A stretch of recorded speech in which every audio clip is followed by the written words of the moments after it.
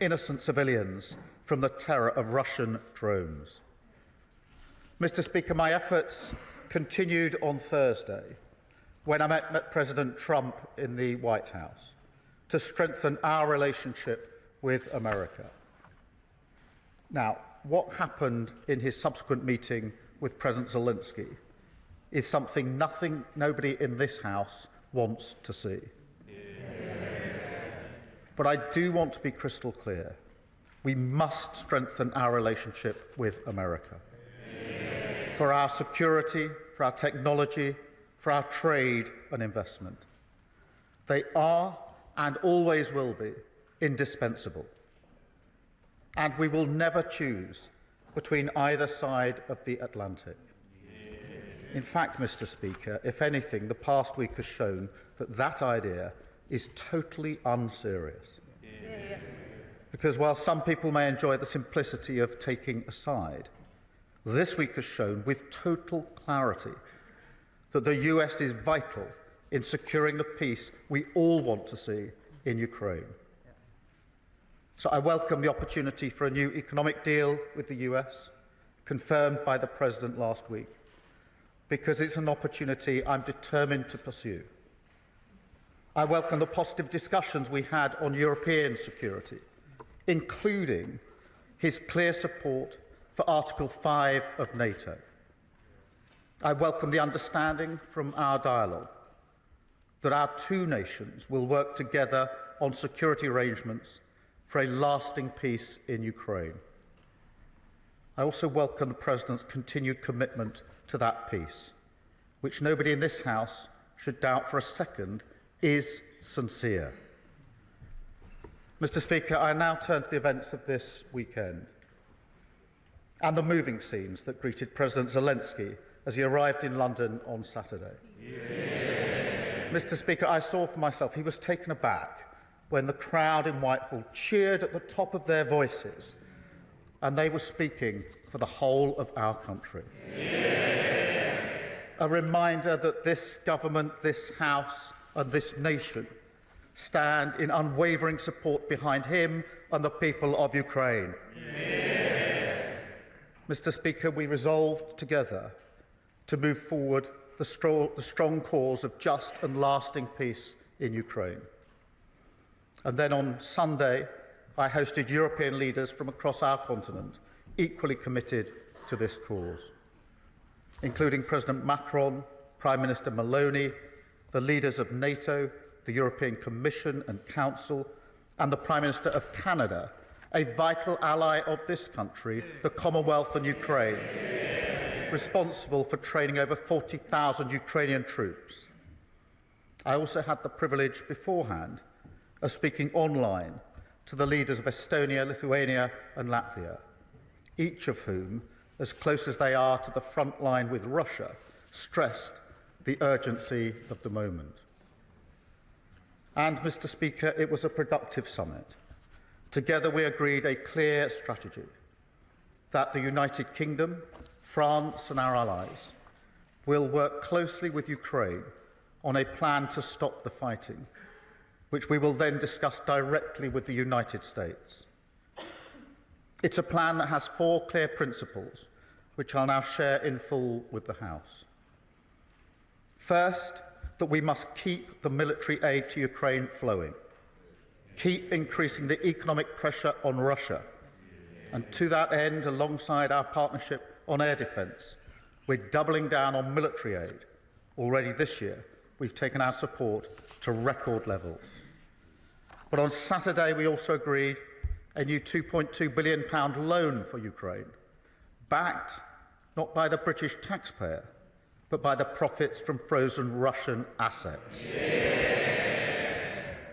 Second, Mr. Speaker, we agreed that any lasting peace must guarantee the sovereignty and security of Ukraine, and that Ukraine must be at the table when negotiating their future. That is absolutely vital. Third, we agreed that in the event of a peace deal, we will continue to boost Ukraine's defences and Ukraine's deterrence.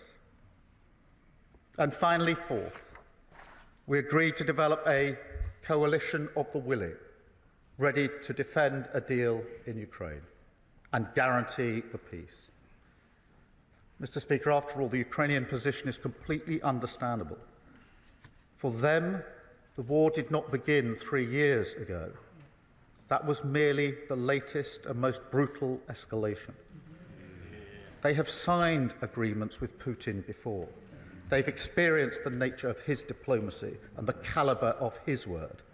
We cannot accept a weak deal like Minsk again. No, we must proceed with strength, and that does now require urgently a coalition of the willing. Mr. Speaker, we agreed on Sunday that those willing to play a role in this will intensify planning now, and as this House would expect, Britain will play a leading role with, if necessary, and together with others, boots on the ground and planes in the air. Mr. Speaker, it is right that Europe do the heavy lifting to support peace on our continent. But to succeed, this effort must also have strong US backing. I want to assure this House I take none of this lightly. I've visited British troops in Estonia, and no aspect of my role weighs more heavily than the deployment of British troops in the service of defence and security in Europe. And yet I do feel very strongly that the future of Ukraine is vital for our national security. Russia is a menace in our waters and skies.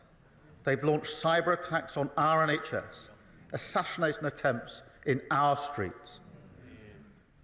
In this House, we stand by Ukraine because it's the right thing to do. But we also stand by them because it's in our interest to do so. Because if we do not achieve a lasting peace, then the instability and insecurity that has hit the living standards of working people in Britain, that will only get worse. And Putin's appetite for conflict and chaos, that will only grow. So a strong peace, a just peace, a lasting peace, that has now to be our goal. It is vital, it is in our interests, and its pursuit, Britain will lead from the front for the security of our continent, the security of our country, and the security of the British people. We must now win the peace.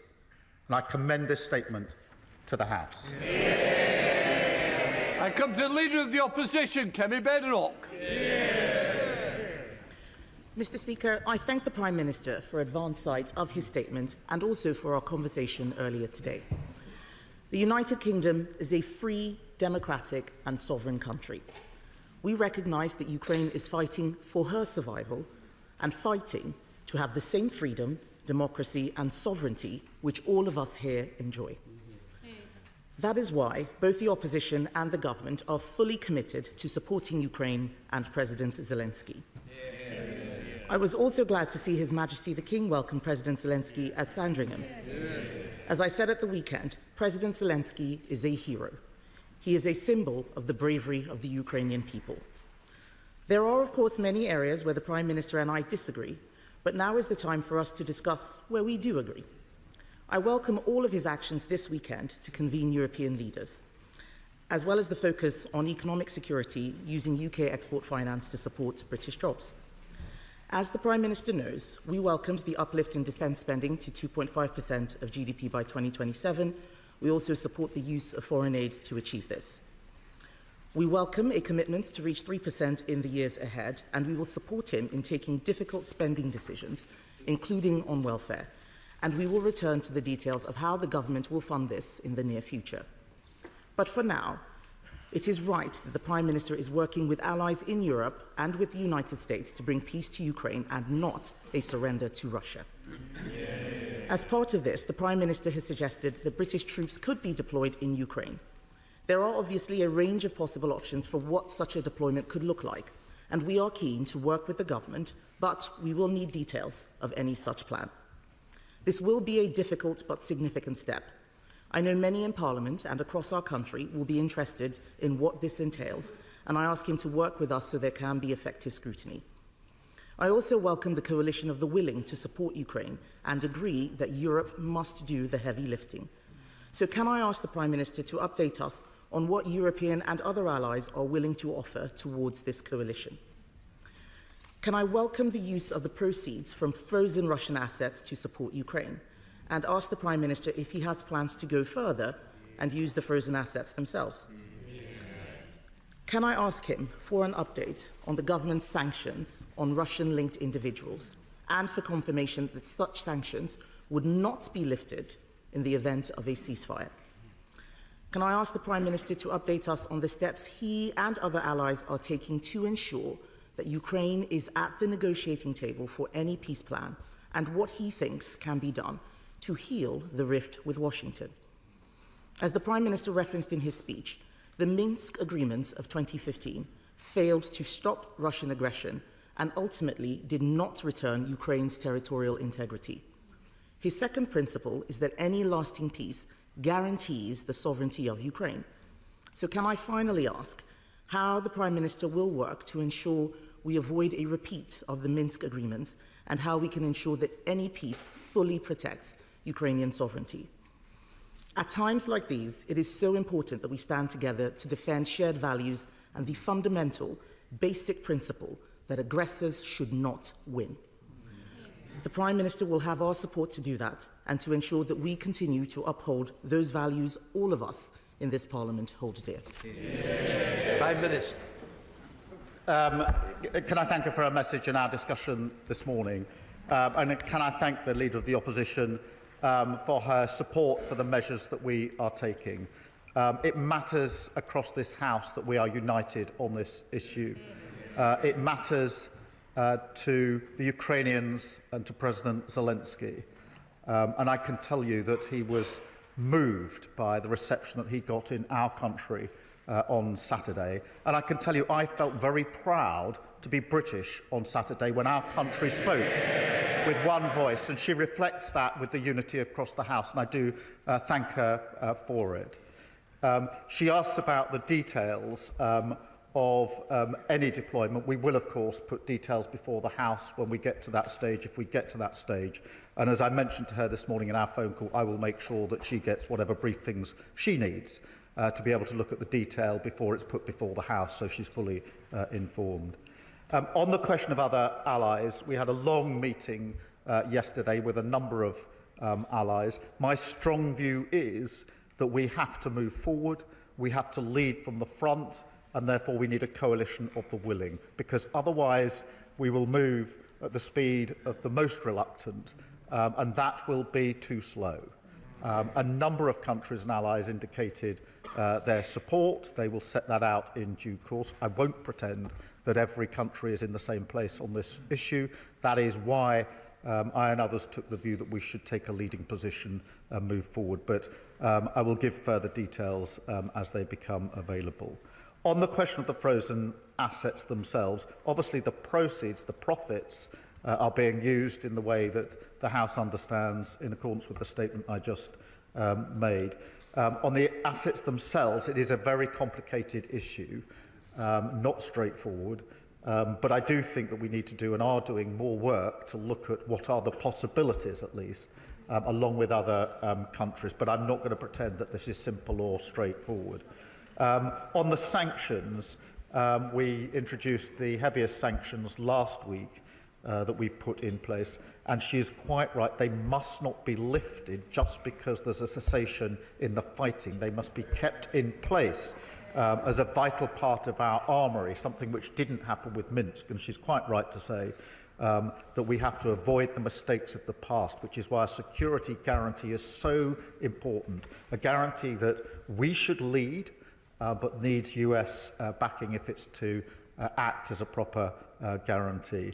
And of course she's right to say Ukraine must be at the table in any discussions about the future of Ukraine, and I think that's a common position across the House. Thank you. The Foreign Affairs Select Committee, Emily Thornberry. Dame Emily Thornberry. Very much, Mr. Speaker. We all watched with alarm and distress the scenes from the White House on Friday. but equally were, across the country, extremely grateful that we had a Prime Minister who had such a pitch-perfect response at the weekend. And as he works towards a just peace for Ukraine, he has the support of the whole country in doing so. But here is the question. The Prime Minister said on Laura Kuenssberg on Sunday that following the cuts to the aid budget, that he would go through line by line to ensure that the priorities of Ukraine, Sudan and Gaza were all prioritised in a lasting peace.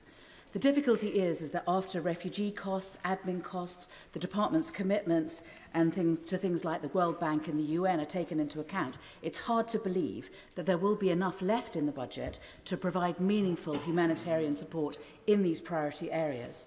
So does the Prime Minister understand the concern of so many that these cuts could in fact, in the long term, hobble the very leadership that the Prime Minister has shown this weekend and that he has finally given the world some hope? Well, I thank her for her question, and it's a very important issue. What I did last week was to announce the biggest sustained increase in defence spending since the Cold War, and the circumstances and the context require it, and that decision had to be made, and I was determined that it would be fully funded so the House could see where the money would come from. On the question of overseas aid, I am committed to it. What we will now do is go through line by line the funding and look at our priorities. Of course, Ukraine, Sudan, Gaza are right up there in our priorities.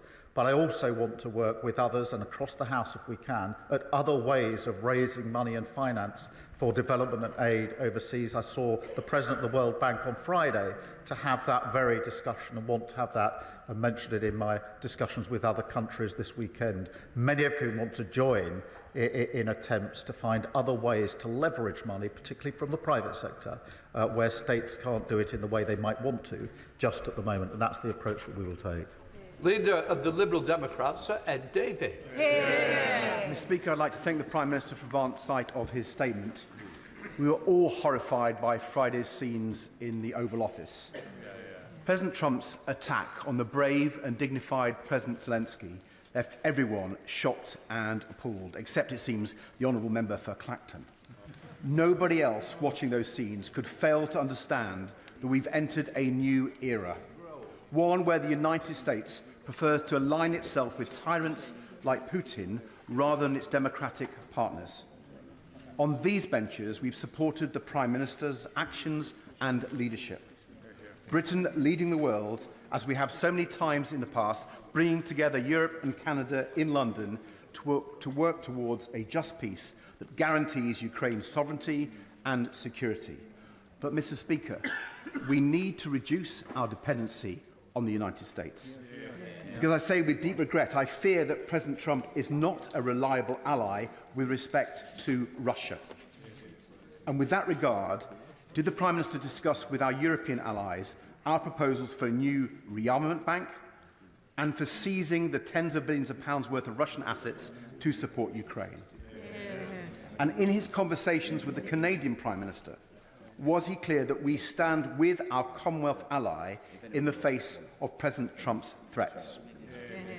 Mr. Speaker, many of us were confused by Lord Mandelson's comments yesterday. So can the Prime Minister confirm that they do not represent government policy? And does he agree that the British ambassador should not be freelancing on American TV? Mr. Speaker, the Prime Minister will have our support if the UK continues to lead with our European and Commonwealth allies for Ukraine's defence and our collective security. I thank him for his question, and he talks about the scene on Friday afternoon. Nobody wants to see that. My response was to recognise the urgency of the need to repair the breach, which is why I spoke to President Trump and President Zelensky on Friday night and again on Saturday night, and are continuing in that work, because for me the single most important thing is lasting peace in Europe and Ukraine, and nothing is going to deter me from that or lose my focus on that. On the dependency on the US, I don't agree with him. The US and the UK have the closest of relationships. Our defence, our security, our intelligence are completely intertwined. No two countries are as close as our two countries, and it'd be a huge mistake at a time like this to suggest that any weakening of that link is the way forward for security and defence in Europe. On the question of a rearmament bank, yes, I do think we should continue discussions with others as to what the possibilities could be, and that formed some of the discussion yesterday with our allies. Again, on assets, he knows the situation is complicated, but there are ongoing discussions. I spoke at length with the Canadian Prime Minister yesterday because we had a bilateral meeting as well as the meeting with other colleagues in which I was able to assure him of our strong support for Canada, a close ally of ours, a strong supporter of Ukraine, and Canada have led the way on the training that's been so vital to Ukraine. So they were very welcome at the table yesterday. In relation to the Ambassador's comments, look, the plan is clear. We're working particularly with the French. I've had extensive conversations with President Macron over the last week, intensively over the weekend, talking to Ukraine as well. Those are going on at the moment, and the intention is to then have discussions with the United States in relation to that plan. So as soon as the details are available, I'll share them with the House, but they are still being worked on at the moment. There's no guarantee of success, but I'm not going to let up until we have done everything we can to ensure peace in Europe and peace for Ukraine. Chair of the Defence Select Committee, Tamanjit Singh Desi. Thank you very much, Mr. Speaker. I welcome the Prime Minister's statement and the warmth of his welcome and hugs for President Zelensky and his show of leadership on defence and security matters in our continent as he hosted his Sunday summit of leaders in London. Can the Prime Minister, my right honourable friend, assure the House that in our pursuit for a just, lasting peace, that he will do his level best to convince President Trump to provide security guarantees for Ukraine, and that he will convince those NATO allies not spending 2% on defence to step up to the plate and do much more? Well, on both fronts. Firstly, yes, of course, I'm talking to President Trump about security guarantees.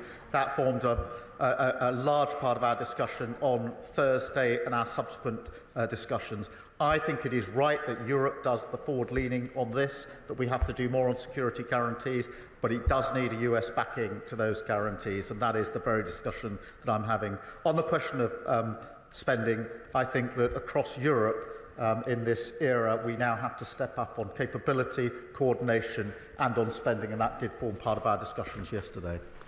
James Cleverly.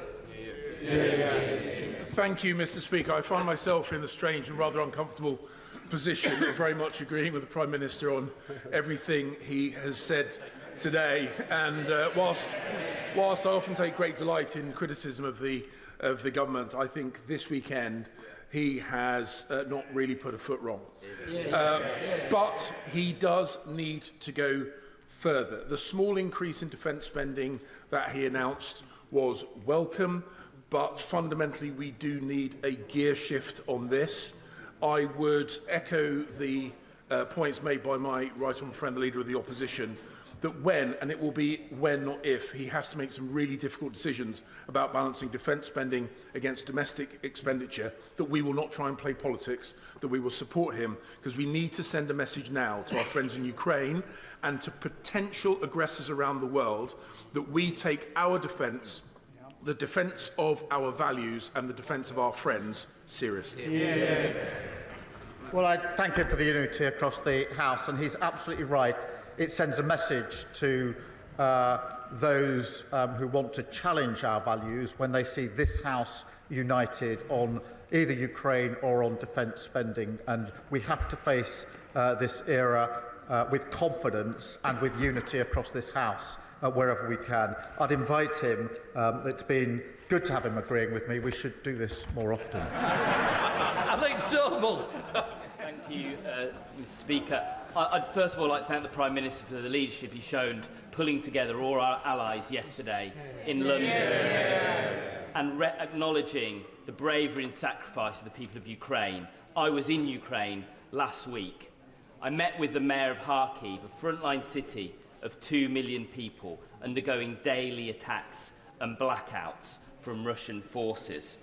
He told me that they had a power project that had been cancelled at short notice, funded by USAID, generating 11.2 megawatts, which would shore up their energy pipeline.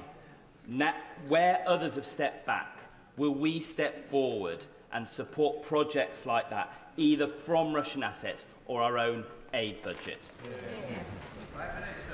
Well, the whole power supply is hugely important in Ukraine.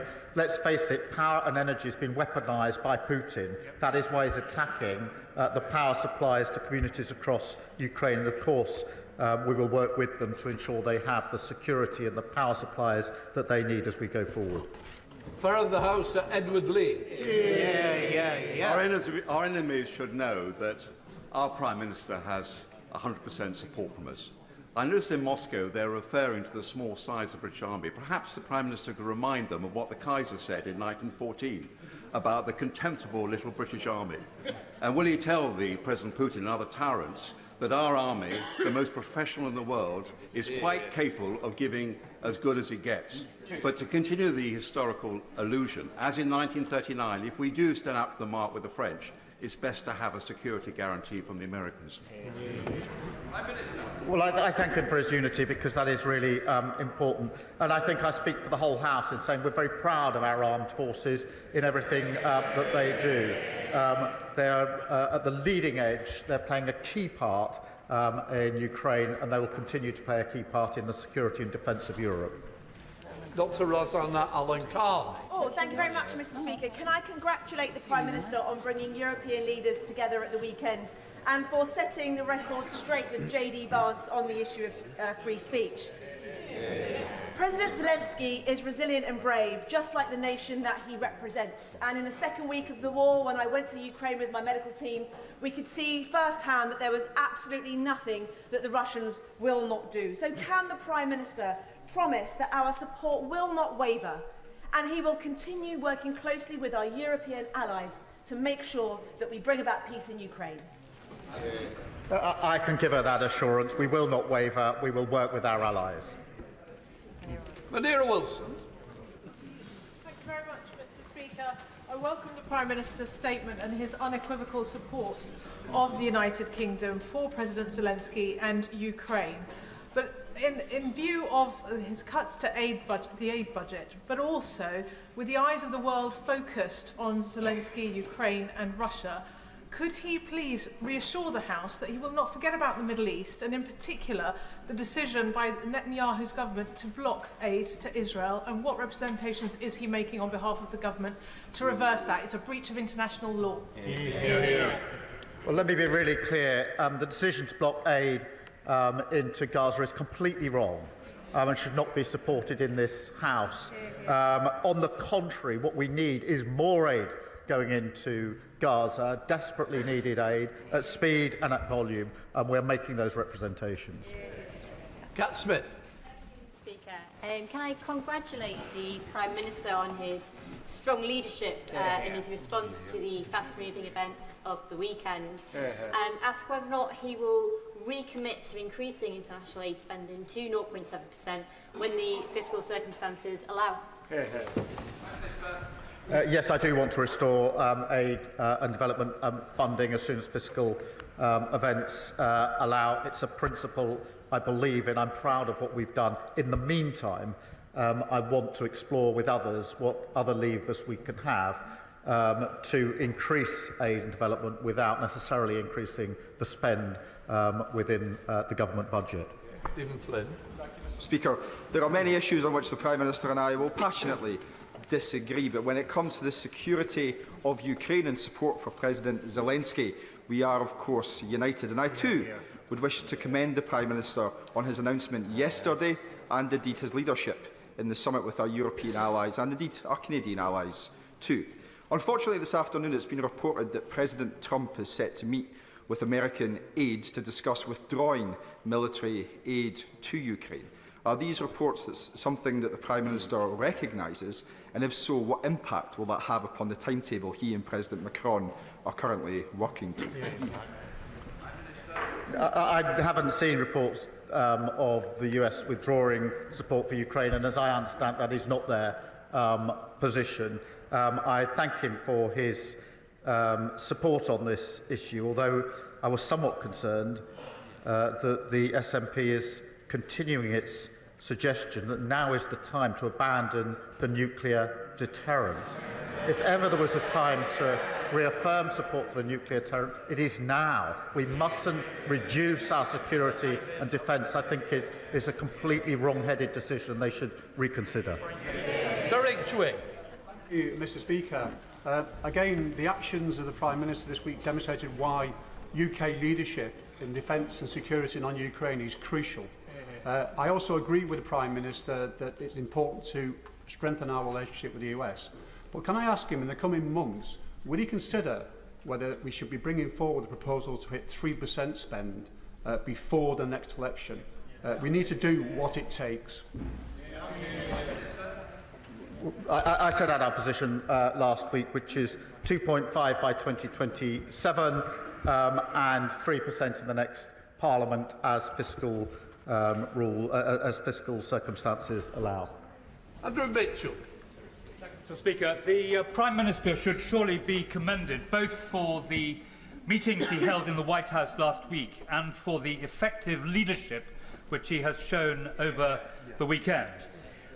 Will he bear in mind, as he seeks to forge this coalition of the willing with urgency and vigour, that the GDP of Russia is some $2 trillion, the GDP of the 6 European members of NATO, most committed, is more than 7 times that, at $15 trillion.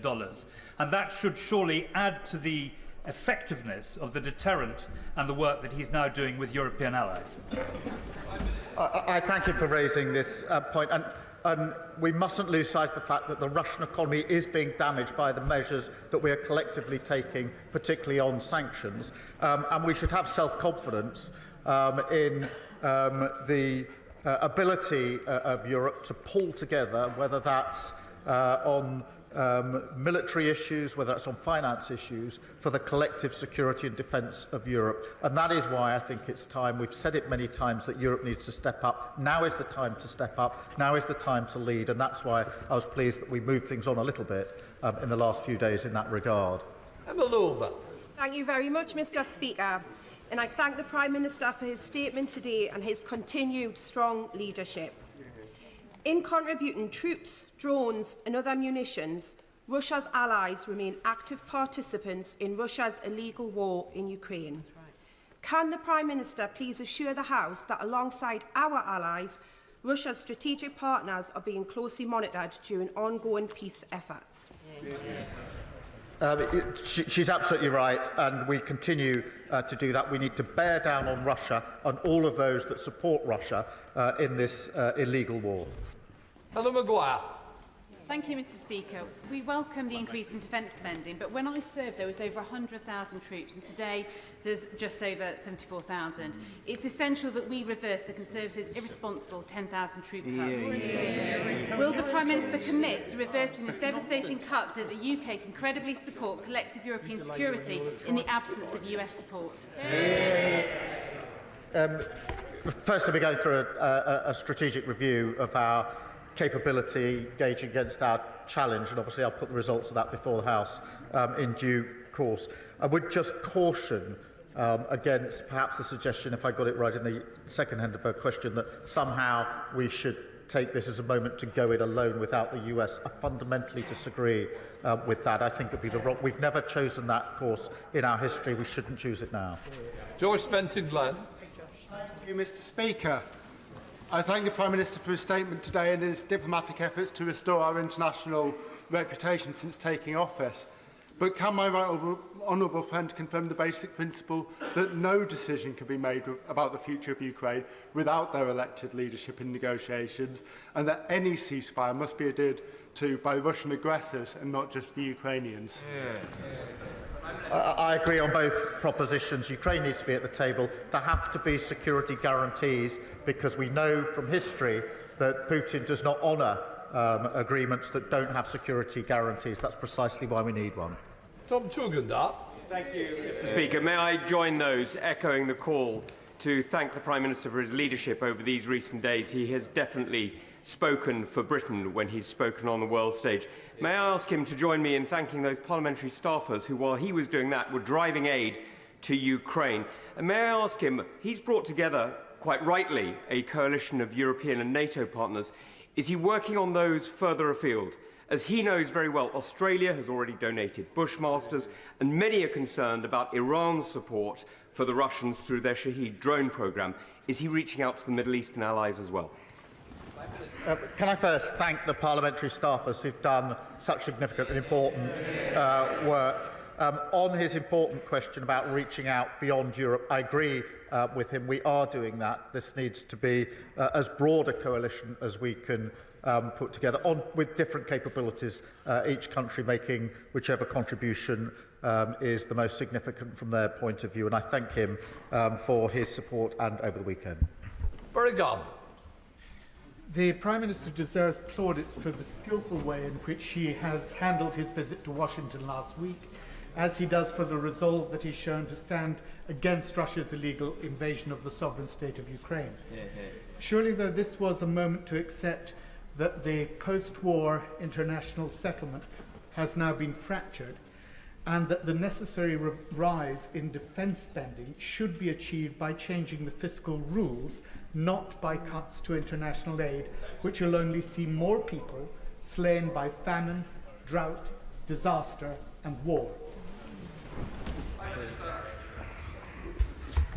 The reason that we will not change the fiscal rules is that we need economic stability. We experienced economic instability only a few years ago under Liz Truss. The loss to our aid budget and all budgets would be far more profound if we go back to instability, and I'm not prepared to do it. Nigel Farage.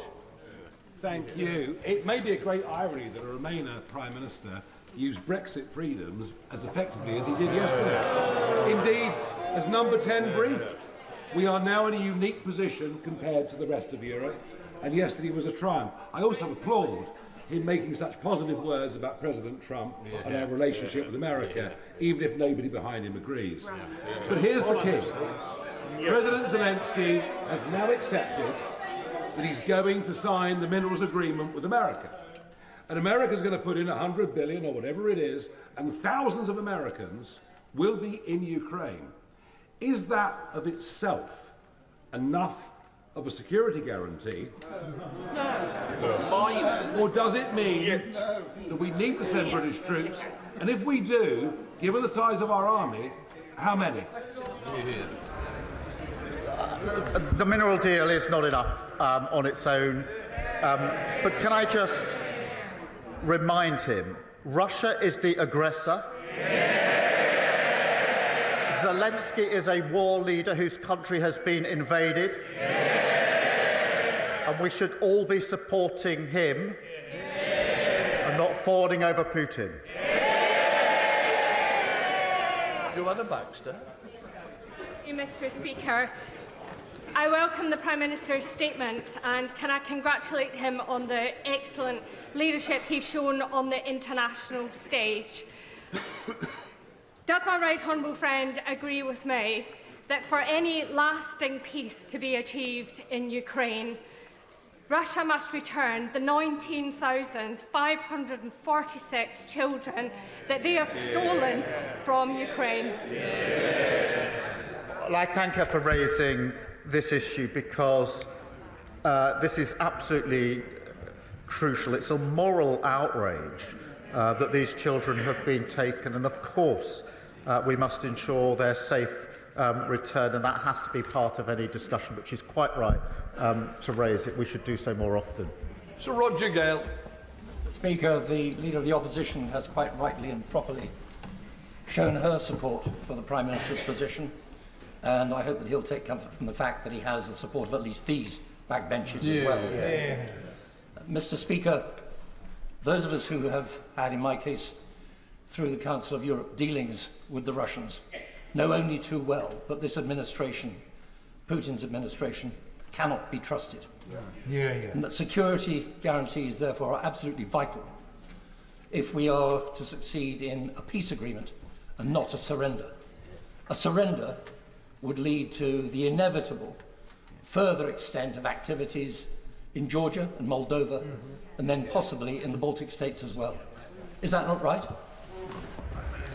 I agree with him completely. We know Putin's ambitions. We know that he's not a man to keep his word. We absolutely have to guard against those risks, which is why security guarantees have to go in relation to any deal that must be done. And we must be vigilant on all fronts in relation to Putin, because, as we know from our history, instability in Europe inevitably washes up on our shores. This is about our national security just as much as it's about the sovereignty of Ukraine. Oliver Ryan. Thank you, Mr. Speaker. Can I praise in the strongest possible terms the Prime Minister's strong and pitch-perfect leadership, particularly when it's come to the defence budget increase, and his statesmanship through this difficult time. He's spoken for the nation and indeed been the leader of the free world this past few days. While this negotiation is ongoing and Ukraine is still being bombarded, will he make sure that our partnership with Ukraine goes deeper, that they still get the drones, the planes, the arms that they need to make sure they can stay at the table while he's making his deal? He makes a very good point, which is peace through strength. It is vitally important that Ukraine's put in the strongest possible position to fight on if necessary. There may not be a deal, or to be in the strongest position to negotiate if there are negotiations. On both fronts, we mustn't let up. On the contrary, we should double down and provide more support. Sammy Wilson. Speaker, and on behalf of my party, can I also congratulate the Prime Minister on the work that he has done this week, both in America and here in the United Kingdom. He has made a commitment to putting support to Ukraine for defend any peace agreement. But given the state of our armed forces and the overstretched nature of those forces, how sure is he that he can deliver on that commitment? And does he not agree that there needs to be a continued role for America in the defence of democracy against terrorising tyrants? Well, I thank you for his question and for his support. I do have confidence that we have the necessary capability. I don't take these considerations lightly. He's absolutely right that we should do this in conjunction with the US, working in the way that we have for many decades now, that has ensured peace here and in Europe. We should continue to work in that way. Muraz, Mr. Speaker, I'd like to thank the Prime Minister's careful and considerate leadership this weekend. Does he agree with me that Putin will feast on Western division, and the only people smiling on Saturday were people in Moscow, Tehran and Tbilisi, and that at this delicate moment it is vitally important that every corner of this House continues to show the united front that the country expects and the House has shown over the last 3 years? I agree with him. Putin does feast on division, and when I was leader of the opposition, amongst the reasons I supported the then government was because Putin would have been the only winner if there was division in this House, and that's why I commend the leader of the opposition, the party opposite, for continuing that unity, because it demonstrates to Putin that we're a united House on this issue. Sir Bernard. Thank you, Mr. Speaker. Can I just point out that President J.D. Vance seems to be in favour of free speech, but not free nations. And don't we also have to point out what others are saying is there is no history of Vladimir Putin proving a trustworthy treaty maker, and that there can be no security, there is no path to a peace in Ukraine that is secure without the engagement of the Americans, the failure of their support risking a wider war in Europe that would inevitably draw them in. Can we quietly and diplomatically keep making those points to the White House so that we have a chance of peace in our continent? Well, he's quite right. The history is that Putin is untrustworthy. That is why the Ukrainians are so concerned that there should be a security guarantee in relation to any deal. They've been here before. They've seen the credibility of his word. They know he's untrustworthy. That is why they're so concerned. We share their concern. We're working with them. He's quite right that we need the US to be working alongside us and with us in the way we have done for decades to ensure the security and defence of Europe. And I will continue to ensure I can do everything I can to ensure that that arrangement that has proved so successful, the alliance that is NATO, the most successful, important alliance we've ever had, continues and goes from strength to strength. Calvin Bailey. Thank you, Mr. Speaker. The Prime Minister has our gratitude for steering a very difficult path over recent days, and I welcome his statement earlier. Defence is a vehicle for social mobility, career security and opportunity for our young people, as it has been for me, and defence has deep historical links with Londoners, the Gunners, Hammers and Leyton Orients. But many Londoners are not actively engaged by defence at present. Would the Prime Minister agree with me that we must engage every part of our country, not only with the serious challenge we face, but with the opportunities too? I do think this needs to be a whole-nation approach, including young people. This morning, we had a number of small businesses in the defence sector with apprentices, with young people who explained to me why they wanted to work in the defence sector, and that was not only the secure, well-paid, skilled job that they would get, but also the pride that they would feel in working in defence and security of their country. Leila Brown. Following that question before me, actually the opportunities are not just for defence, they're also for the NHS. I went in January, in the week of Trump's inauguration, cross-party to visit Ukraine so that we could offer our support. And while there, I had the privilege of meeting veterans, many of whom had lost limbs, had world-leading prosthetics. And the fact is the Ukrainians are now world-leading in these matters. So the 100-year partnership exists. What are we doing in the UK so that we can supercharge not just defence but also rehabilitation, which helps us, not just them? Can I thank her for raising this?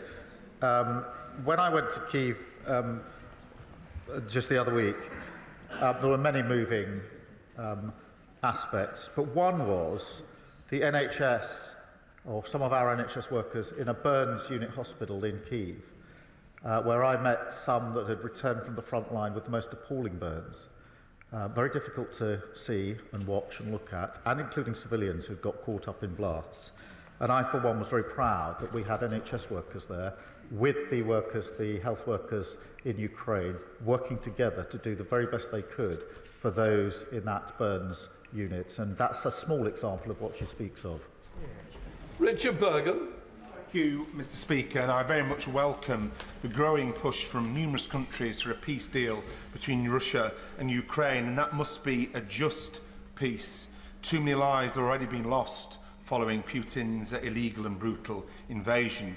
But I am alarmed by the issue of deploying British troops on the ground in Ukraine and British military planes in the skies over Ukraine, because there's no getting away from the fact that would risk our country coming to a direct military conflict with a nuclear-armed Russia, and the consequences for millions of people in our country and across Europe of such war and nuclear conflict really don't bear thinking about. So given the enormity of such a decision, will the Prime Minister commit to ensuring a vote in the House of Commons before any such deployment, in keeping with the important principles of our parliamentary democracy?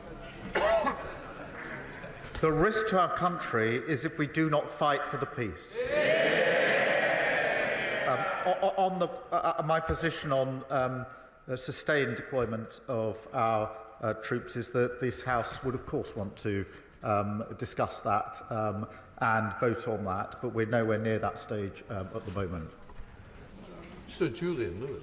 Thank you, Mr. Speaker. The Prime Minister's very capable defence ministerial team will have told him that even were he to be able to accelerate investment and expenditure on defence more rapidly than has already been outlined, there would be a considerable time lag, given the complexity of modern equipment, before industrial output could be ramped up.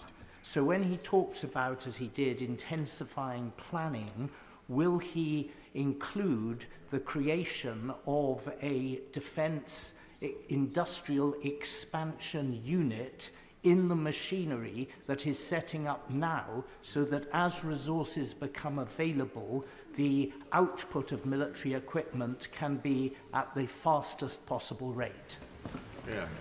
I thank him for his question. We already have a unit working on rapid deployment and procurement in relation to Ukraine, and of course that and other aspects need to be ramped up. Rosie White. Speaker, the Prime Minister has shown an unwavering commitment to Ukraine this weekend, and I stand with him in that. Will the Prime Minister reiterate this government's support for Ukraine's sovereignty and our commitment to work with our allies both in the US and Europe so that we are in the best position possible to work towards a lasting peace? Well, I thank you for a question, and I agree with the sentiment. We will work with our allies and with the US towards the security and defence of Europe. Dame Harriet Bowen. Thank you, Mr. Speaker, and can I thank the Prime Minister for his statement, but also for the hard yards that he is putting in at the moment for our national security.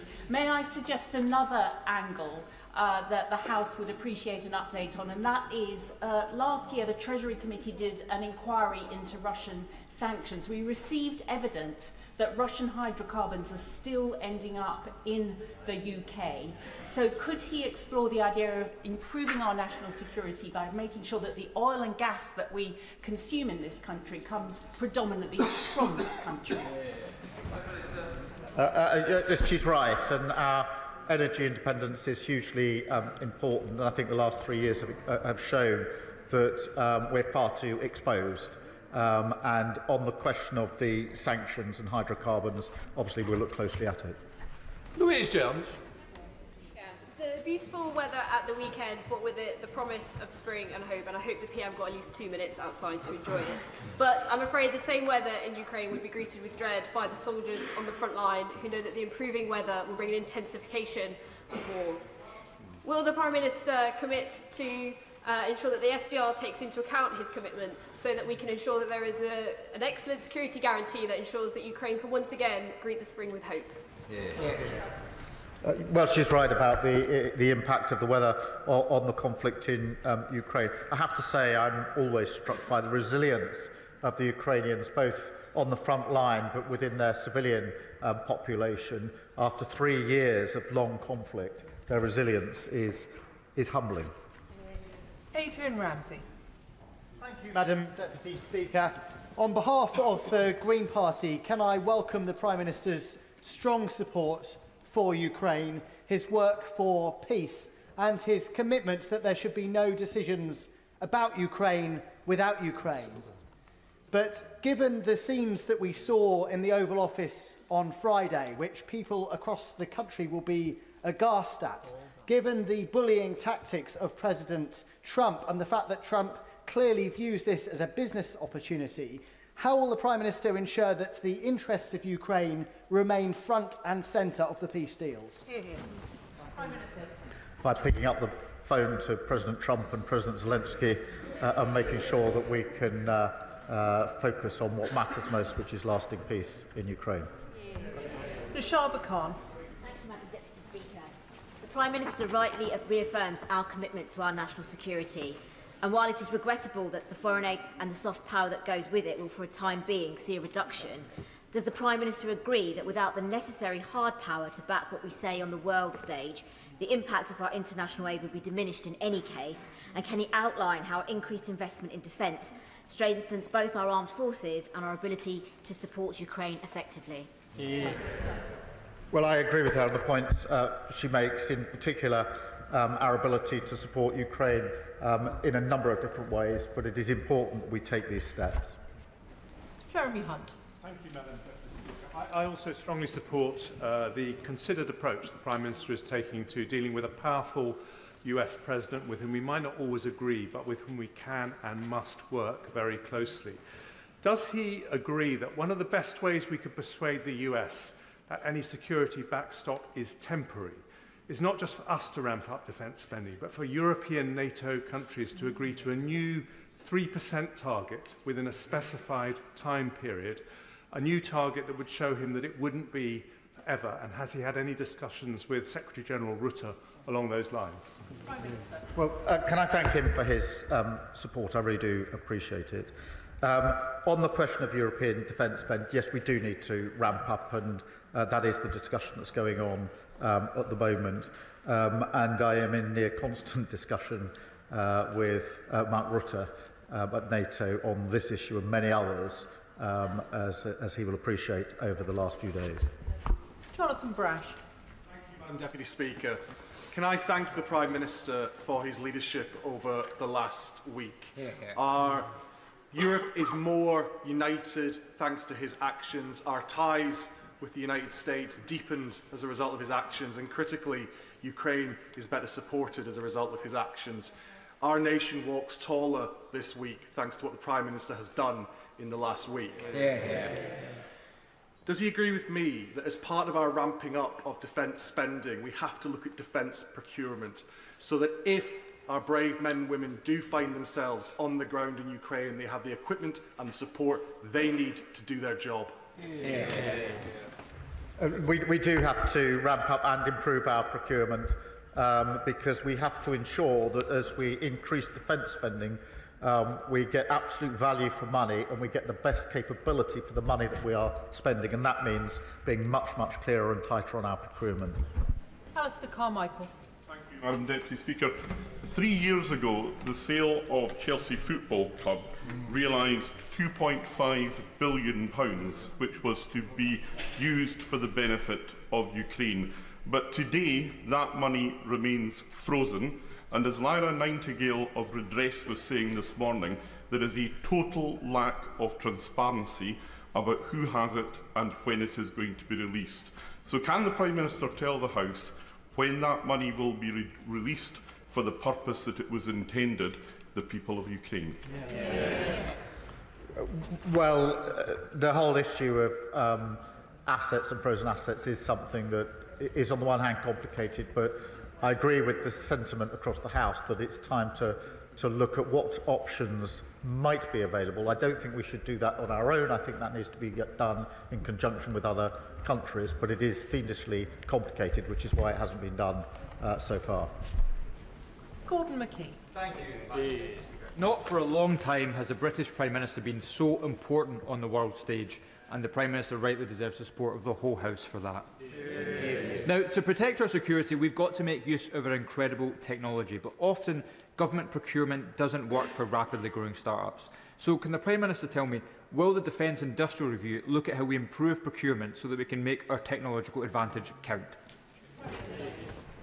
Yes, we will. And today we announced a new unit and targets for small and medium enterprises, and I was very pleased to be able to welcome some of them to Downing Street earlier on today. Andrew Murison. Madam Deputy Speaker, I have the honour and privilege of representing a very large number of servicemen and servicewomen and their families, and they will be looking at this very anxiously indeed. Whilst they always stand ready to do their duty, would the Prime Minister agree with me that it would be utter folly if the United Kingdom or France or Norway or Canada sent their sons and daughters into harm's way without all necessary security guarantees from the United States? I do agree with him, and that's why I'm working so hard on security guarantees that are worthy of the name. That is forward-leaning European element, but with a US backstop, US backing, which is vital if it's to act as a guarantee. And of course, that's uppermost in my mind. Gregor Poynton. Madam Deputy Speaker, I'd like to thank the Prime Minister for his statement and the leadership he's showing at this moment of uncertainty. I think the quality of the contributions from right across the House today is on this Parliament and this country rising to meet the moment. That's why it was so disappointing, but perhaps not surprising, the Westminster leader of the SNP chose this weekend to make such juvenile and childish statements. Does he agree with me that the SNP's leader's juvenile post on social media, or his party's fundamentally unserious approach to our nuclear defence and deterrent, shows that SNP cannot be trusted on the serious matter of the nation's defence? Look, I mean, different people will respond in different ways. Some will take to the keyboard as warriors, I picked up the phone to world leaders to try and resolve the situation. Liz Saville-Roberts. And working together with our European partners is essential for security, stability and peace. Plaid Cymru commends diplomatic initiatives over the weekend. Boosting defence spending shouldn't be at the expense of international aid or public services starved of resources. The Prime Minister talked of Tory fiscal failures, but protecting peace now calls for a bolder vision.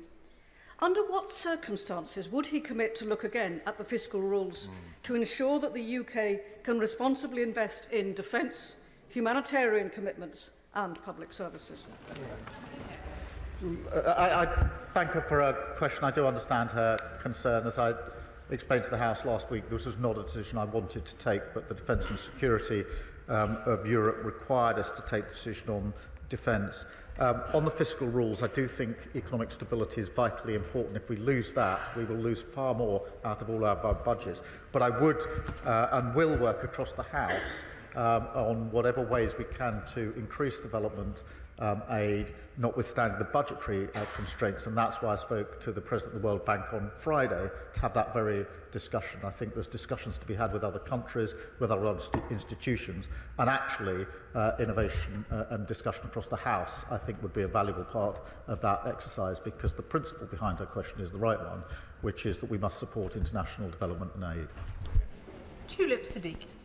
Madam Deputy Speaker, my constituency of Hampstead and Highgate has welcomed hundreds of Ukrainian refugees into their community, and I'd like to pass on their thanks to the Prime Minister for the strong leadership that he's shown over the last few weeks. The majority of these Ukrainians want to go back to their houses when it's safe to do so in their country, but a small minority of young Ukrainian refugees have approached me to say that they've laid down roots here, built careers here and started relationships here, but have no route to settled status. So could I ask the Prime Minister what consideration he's given to the lives of these young Ukrainians who want to make London their permanent home? Well, firstly, can I, as my neighbour MP, I remember together we saw some of the first Ukrainian refugees to arrive into, I think, her constituency at the very early days. And obviously we need to take this step by step, dealing with the conflict that it is. Many will want to return, some may not, but we're not, unfortunately, at the happy place where those that want to return can return, and that's got to be the first priority. Sir Ian Duncan-Smith. Deputy Speaker, can I obviously, like my right honourable friend and many others, congratulate the Prime Minister on his decision-making over the last few days and keeping his calm when others were losing theirs. Most importantly, I think he followed the simple principle that when the UK and the USA are together, the world is a safer place, and those who cry for it to be split are mad. It's as simple as that. Can I also say to him, when he's talking to the American president, could he possibly just raise as a nudge why Ukraine is important on a wider scale? We know now that as part of the deal with North Korea, the Russians have been handing subsea ballistic missile technology, very advanced, to the North Koreans. That will bring the whole of the United States within the target area for missiles. Reminding him that might say this is important. And finally, I simply say to him on this one point. The coalition of the willing, no matter how big it is or how powerful, cannot succeed if Russia's demand for the complete demilitarization of the Ukrainian forces exists. They must be allowed to stand with their arms in case this breaks down again. Well, on both, I mean, on the North Korean element, this is a significant development, and it expands the threat and the risk, and we all need to see it in those terms. On the question of Ukraine's sovereignty and security of Ukraine has to be at the heart of that, and part of sovereignty is deciding for yourself what your defence capability is, and we mustn't lose sight of that, because security guarantee is not just what the Europeans or the US do, it also Ukraine's ability to defend herself as a sovereign country. She should be able to do so. Bill Esterson. Madam Deputy Speaker, the Prime Minister was right to say in his statement that economic security is national security. The same is true of energy security, as we see in the way the Clean Power Plan is set up. So can I encourage my right honourable friend to use the success we have in this country in developing alternative energy technology to support Ukraine in giving it energy and national security while we do the same here? Energy security in Ukraine is hugely important. It's being attacked every day, and that is why it's so vitally important that we help Ukraine defend its own energy arrangements, but also work to a lasting peace which allows them to prosper and thrive in the way that we all want in Ukraine.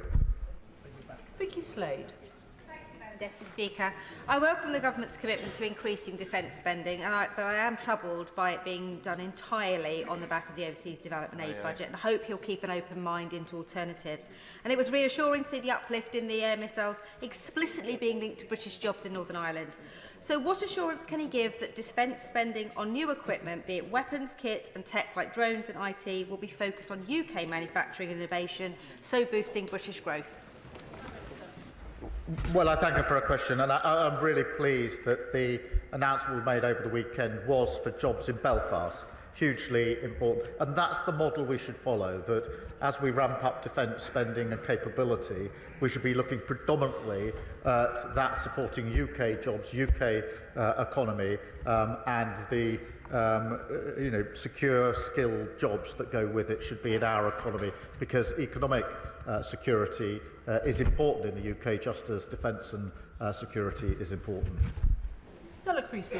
Thank you, Madam Deputy Speaker. Can I join with those thanking the Prime Minister for setting out how clearly the safety of the world relies on this moment and the future of Ukraine. And Madam Deputy Speaker, I for one am saddened that the member for Clacton is no longer in his place, because he might learn a thing or two, given that his previous advice to Prime Ministers was that President Macron, when he was elected, would loathe us and would be anti-British. How out of depth and out of touch with the British national interest that advice is, given the coalition that the Prime Minister is building and the concern that all of us have to use resources effectively. Could he tell us a little bit more about what conversations he's had with our European allies about how we can reduce the duplication of effort involved in the plans going forward, please? Prime Minister.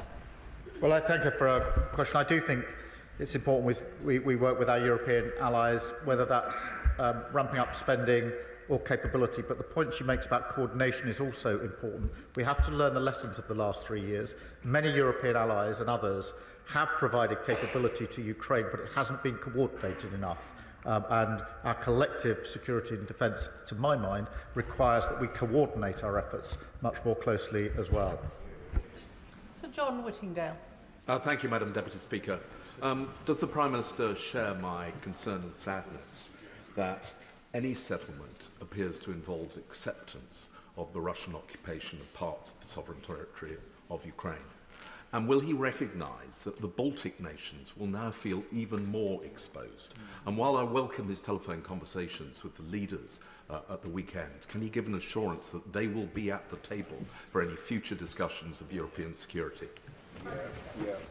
On the question of territory, obviously there's discussions to come, but I take the tenor of what he says. On the Baltic states, I mean, he's right. I was over at the GEF meeting in Estonia just before Christmas to have discussions with them. I've been to the front line in Estonia twice now, where we've got British troops. They feel very immediately the threat for very obvious reasons. I spoke to them yesterday morning at some length, and I assured them that we need to look at the configuration again when we have meetings of European and other allies to make sure the Baltic states are properly represented, because for them the threat is very, very clear and very, very near. David Burton-Sampson.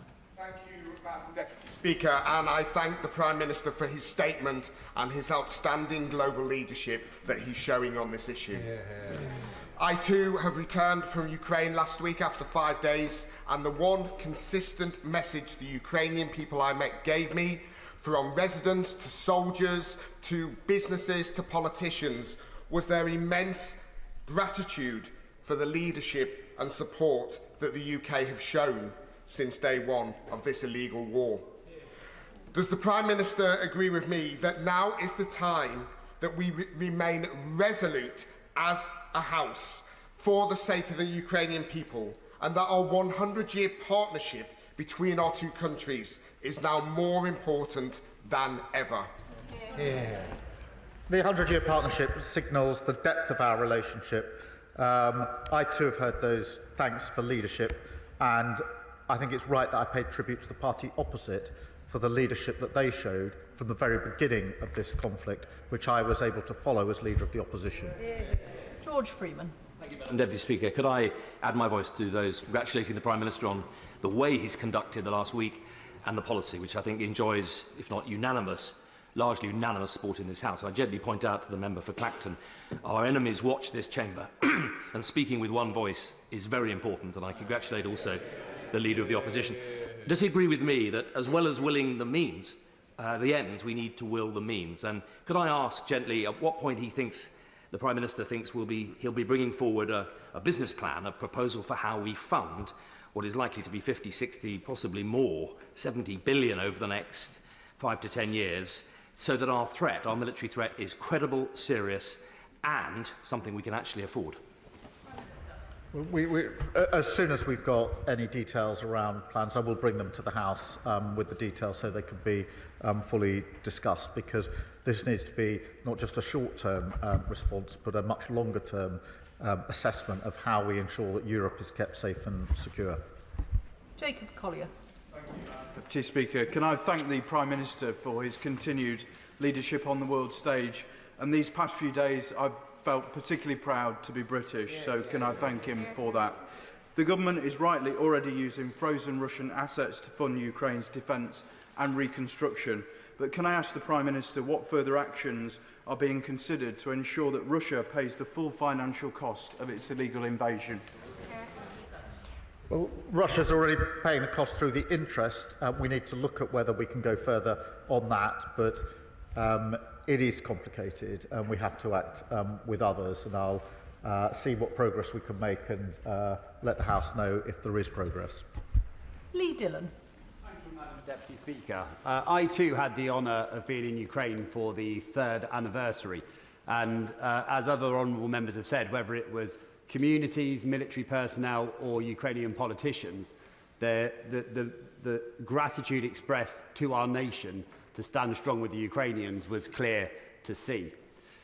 Before going to Ukraine, I held a round table in my constituency of Newbury, and Ukrainians who are here, Prime Minister, are clear on the thankfulness for being given safety, but also the need for the visa schemes to be amended so that children can finish their education and that they can meaningfully secure employment without having time-limited visas. So will the government review that to make sure that we stand with Ukrainians here in the UK as well as those in their home country?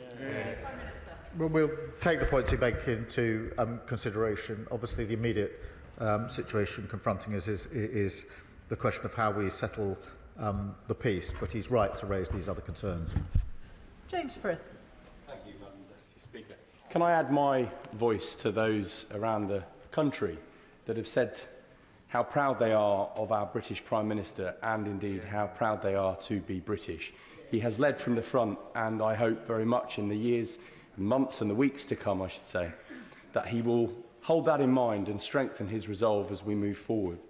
He has already made reference to one of the priorities that Stefan Harhe, the chair of Berry's Ukrainian Association, raised with me on the release of the 20,000 children who have been kidnapped, forcibly removed and forcibly placed into Russia. Will he commit to getting their release and updating the House on a frequent basis as to our achievements to this end? Thank you. Yes, of course, it's a really important issue and it shouldn't be overlooked as we discuss the very many issues here.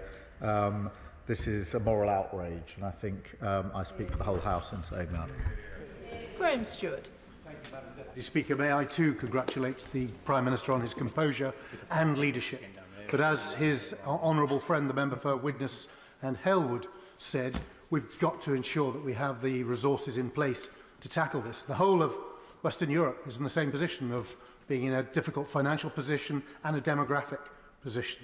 So will he look again at finding the means to to deliver our promises, because his leadership and his rhetoric has been fantastic. But going forward, we're going to need the hard power to back it up.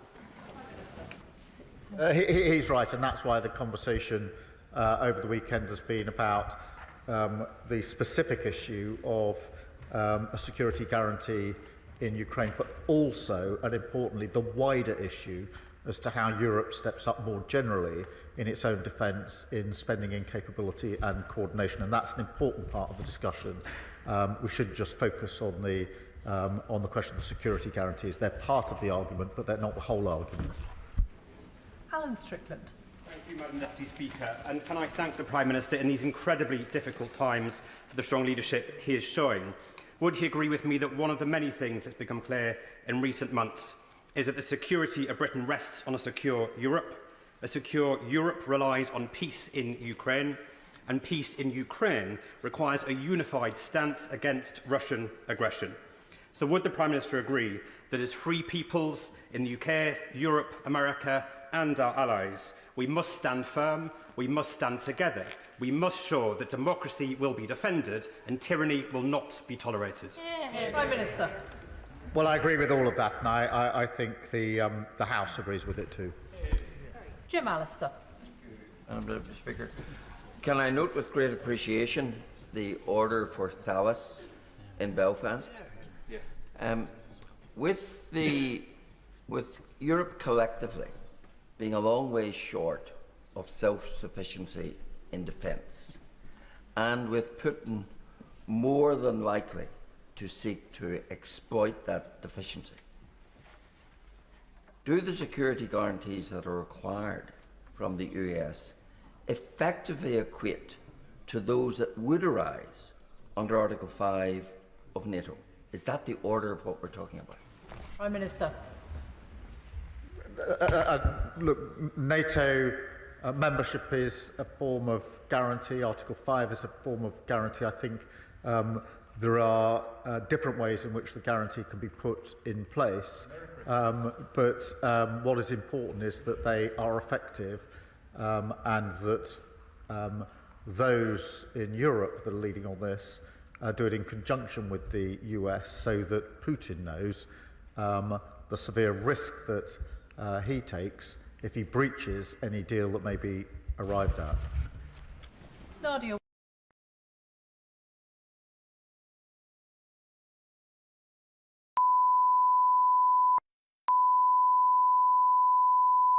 This is the primary audio circuit for the Reuters live service.